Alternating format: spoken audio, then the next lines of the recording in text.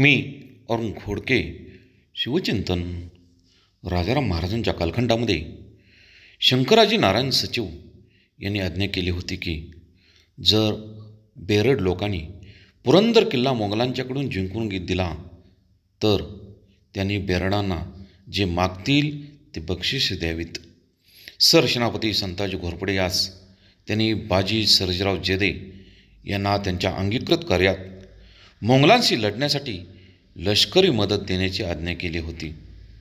मराठी लष्करातील सैनिकांना पंढरपूर, तुळजापूर, तिरुपती या तीर्थक्षेत्री जाण्यासाठी यात्रेकरूस स्वामी सदानंदांची समाधी असलेल्या निम गावास त्रास न देण्यास छत्रपती राजाराम महाराजांनी फरमावल्याचे पत्र सापडते.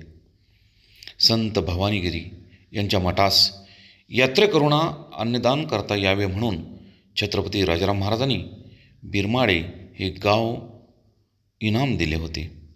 परंतु ते गाव इनाम गावातून सरकारी अधिकाऱ्यांनी 200 रुपये वसूल केले होते.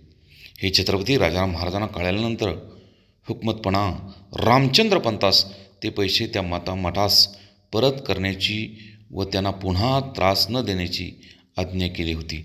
त्याचप्रमाणे देवदेवतांच्या पुढे भाविकांनी ठेवलेले पैसे सरकारी खजिन्यासाठी गोळा करू नयेत असे त्यांनी आपल्या अधिकाऱ्यांना फरमावले होते.